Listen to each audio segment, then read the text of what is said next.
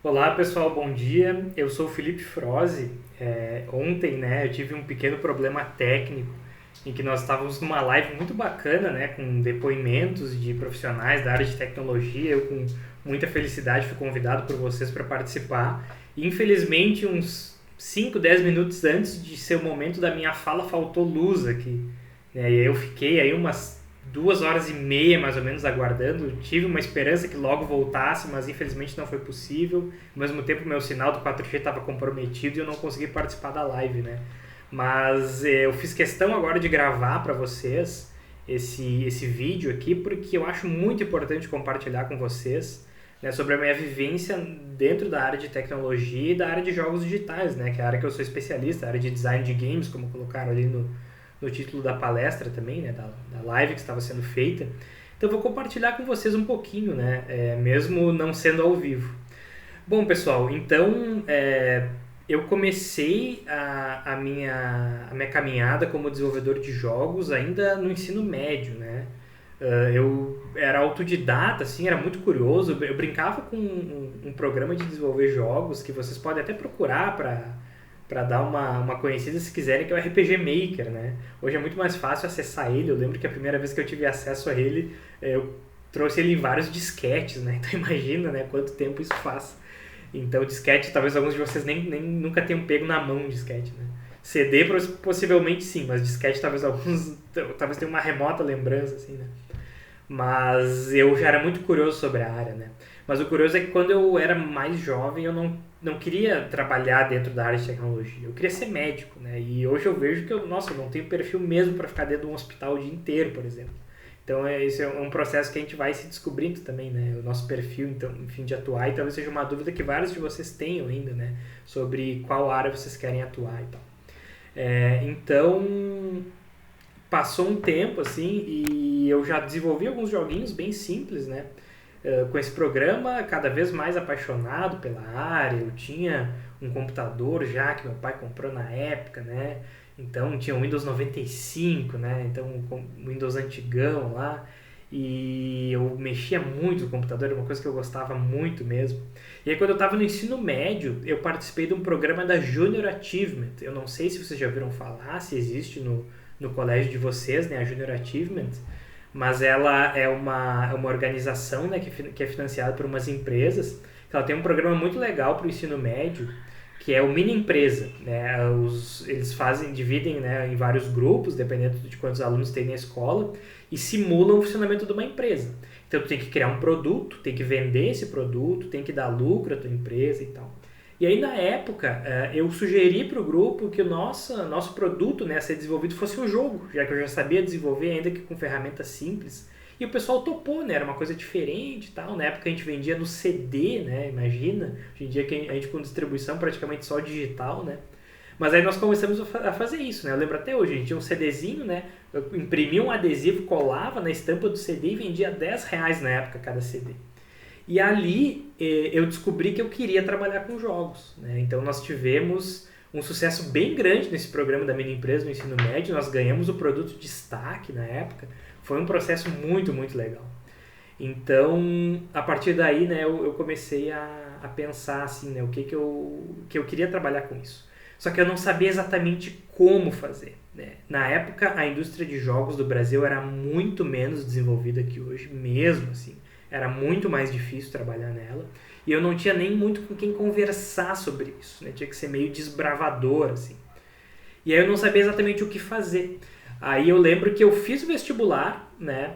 Que deve ser alguma coisa que talvez preocupe vários de vocês, né? Pô, tá vindo vestibular, tem que estudar, tem que seguir estudando. E eu acho que é saudável ter um pouco essa preocupação com a carreira, com o futuro de vocês, né? Mas aí eu fiz o vestibular e não passei na época, né? Hoje em dia o acesso ao ensino superior é mais vasto também, né? Mas na época eu fiz para a Universidade Federal e não passei, né? Aí eu fiz um ano de curso pré-vestibular depois, né? E fiquei pensando muito o que fazer nesse meio tempo. E nesse período eu continuava vendendo meus jogos, né? Em CD e tal. E aí foi que eu vi uma oportunidade, né? Na universidade que eu me formei, de conseguir uma bolsa integral, só que eu tinha que ir muito bem no vestibular, mesmo assim. E o vestibular na época ele era mais concorrido que hoje, não querendo ter uma conversa saudosista de antigamente era mais difícil. Não, é que hoje existe mais acesso ao ensino superior. Né? Então as provas não são tão rígidas e que bom, né? Porque quanto mais de vocês puderem estudar no ensino superior, melhor. Né? Mas enfim, eram outros tempos. E aí na época eu fiz a prova e eu tive um pouco de sorte, assim, porque caíram algumas questões, né? Era um formato de vestibular com algumas questões objetivas, outras dissertativas, e caíram alguns conteúdos, assim, que eu tinha estudado muito recentemente, né? E aí eu fui muito bem na prova, muito bem. Então eu tive a opção de escolher qual curso eu gostaria de cursar com bolsa integral. E um dos cursos da universidade, né, era jogos digitais. Então eu poderia ter feito ciência da computação ou análise de sistemas, mas eu escolhi jogos digitais.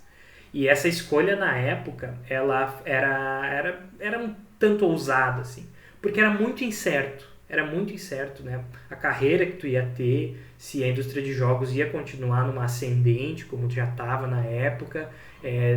As pessoas nem acreditavam que existia curso de jogos. Ainda muita gente estranha hoje que existe graduação em jogos, mas na época era muito pior, né? Não se entendia bem o que se fazia num curso desse, se tu passava o tempo jogando, o que era, né? Então era uma coisa bem meio estranha, né, para muita gente. Mas enfim, entrei na graduação, né, comecei a cursar, sempre com a ideia de eu trabalhar realmente com isso, né? Depois de ter entrado na graduação, obviamente que era o meu enfoque, assim. E aí eu fui, e o meu curso era muito focado em programação mesmo, né, que é um dos eixos que se pode atuar. E eu fui trabalhando com isso, atuando assim, né, estudando bastante na área e me capacitando. E aí eu não tive dúvida mesmo, né, realmente a área que eu gostaria de seguir, né. E assim que eu me formei na graduação, eu estava nas últimas semanas de aula, eu encontrei uma empresa que estava precisando desenvolver um projeto, que era para fazer jogos focados em fisioterapia, olha só, né? Não é só de PlayStation que vive a indústria de jogos. E eu fui lá, me apresentei, né? Conversei com eles, mostrei algumas coisas que eu já tinha desenvolvido. Né? Isso é uma coisa bem importante, né, para quem pensa em entrar na indústria de jogos no futuro. Muito mais importante do que teu currículo é o teu portfólio. Se tu quer te apresentar como profissional, tem que dizer, isso aqui é o que eu já desenvolvi. Mostrar jogos que tu já desenvolveu. Né? Por exemplo, então mostrei alguns trabalhos que eu já tinha desenvolvido durante a graduação e eles acharam bem interessantes e me contrataram. No momento que eles me contrataram e eu tive um primeiro dinheiro entrando do projeto, eu iniciei a minha empresa. Né? Eu coloquei ela numa incubadora tecnológica, né? E aí, assim, o primeiro dinheiro que entrou eu parcelei várias vezes, mesa, computador e tal. Chamei alguns colegas de faculdade para a gente iniciar o empreendimento e começamos a desenvolver o projeto. E ele foi um sucesso, assim, entregamos os jogos, né? O pessoal da empresa utilizou, assim, funcionou muito bem. Apareceu na mídia, os maiores veículos de mídia aqui do Rio Grande do Sul, né? Então eu tô falando de Porto Alegre, né? Isso eu não comentei no início, né? Que eu sei que a maioria de quem vai ouvir é do Paraná, né? Apesar de a gente ter algumas escolas aí da rede no Rio Grande do Sul também. Mas foi um primeiro projeto bem interessante, assim. E aí, bem nessa época, eu comecei a pensar assim, nossa, agora que eu estou começando minha empresa, eu preciso me capacitar em gestão também, não só na parte técnica de desenvolvimento de jogos. Aí eu fiz um MBA, né? E aí foi um processo engraçado. Assim. Aí vocês vejam o seguinte, eu com a minha empresa, a época que eu não ganhava muito dinheiro, mas certamente se eu trabalhasse para alguém eu não ganharia tão bem, né?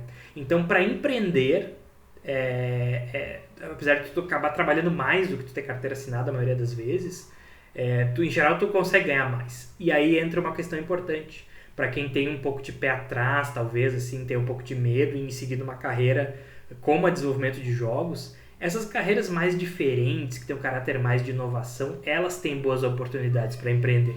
Então, quem pensa em montar a sua própria empresa, por exemplo, é uma oportunidade legal, né? Então, eu comecei ali, né, a fazer o meu MBA, minha empresa foi se estruturando, eu pegando alguns projetos grandes, depois eu fiz projetos bem grandes para empresas como distribuidores Ford do Brasil e o Boticário, né? Então nós desenvolvemos projetos para treinamento corporativo, né? Então vários jogos que eu fiz foi nesse âmbito, então foi uma experiência bem legal. Então eu fui, né, passando, né, por essas fases de projeto e tal, até que um dia surgiu, até uma coisa engraçada isso, né, surgiu um contato telefônico, um dia eu estava na empresa trabalhando, uma pessoa me convidando para dar aula, né, em uma disciplina, num curso que era produção multimídia na época, né, que tinha uma disciplina de jogos, não estavam encontrando ninguém para dar aquela disciplina, porque não tinha quase ninguém formado na área. Isso é uma coisa interessante de tu trabalhar numa área assim que é muito nova, porque tu abre oportunidades, tu é mais raro, né, no mercado. Então quem pensa em seguir nessa carreira, isso é uma coisa importante também, né? Apesar de a indústria de jogos no Brasil, ela não é tão desenvolvida quanto os ramos mais tradicionais, né? Que nem alguém que faz sistemas como agronegócio, por exemplo, ou controle financeiro de alguma coisa, mas tu é mais raro, né? Porque tem menos gente formada. Então isso é uma coisa a se considerar também. Então, eu desenvolvi alguns projetos e aí, enfim, começou isso, eu comecei a dar uma disciplina e aí aos poucos aconteceu uma coisa bem engraçada na minha vida, que o meio acadêmico começou a me absorver, né? Porque cada vez queriam que eu desse mais disciplinas e aí a minha empresa eu continuava com ela, né, fazendo os projetos, mas eu fui tendo uma transição gradual, né, do meio corporativo, que eu tinha minha empresa fazendo projetos bem legais, para o meio acadêmico, né? Então depois, né, comecei a dar aula também depois de alguns cursos técnicos na graduação, na faculdade, depois na pós-graduação também, até que eu virei coordenador de curso técnico no início, né? E aí passou alguns anos e há mais ou menos 2 anos eu sou coordenador da faculdade de informática da Uniriter aqui de Porto Alegre, né? Então quem quiser conhecer também os cursos da Uniriter, o site é uniriter.edu.br, né? Então lá tem todas as descrições dos cursos, inclusive o curso de jogos digitais, né? Que é uma das graduações que nós temos na instituição. E aí aconteceu essa transição, assim, mas isso é uma coisa bem engraçada que me orgulha bastante, né? Porque eu, como coordenador de curso e gestor nossa, a gente tem muitos alunos e muitos professores aí de áreas mais tradicionais. Mas vocês veem, eu venho de uma formação tecnológica, né? Um curso tecnólogo, que é os jogos digitais, e tenho um cargo de gestão e coordeno cursos mais tradicionais, como ciência da computação, análise de sistemas. Então, isso é importante também para quem pensa em entrar numa carreira de jogos, que às vezes a pessoa pensa, será que vai fechar alguma porta e ter formação tecnológica? E não, né? Eu acho que esse exemplo que aconteceu comigo evidencia um pouco isso, porque eu tenho um cargo de gestão e de cursos mais tradicionais que a minha área de formação, né? Depois que eu me graduei, eu fiz MBA, fiz mestrado e não foi nenhum impeditivo. Então, o que eu tenho para dizer para vocês, essencialmente, que sempre que me falam dessa carreira, é isso. O mercado de jogos hoje movimenta mais do que música e cinema juntos, tá? É muita coisa, pessoal. No Brasil tem muito a se desenvolver a indústria de jogos ainda. Como eu falei, as áreas tradicionais de TI, elas têm, por exemplo, mais oportunidades de estágio para quem está estudando. Mas o crescimento da indústria de jogos do Brasil é muito acelerado. Eu não sei como está a situação no Paraná, mas no Rio Grande do Sul tem crescido muito.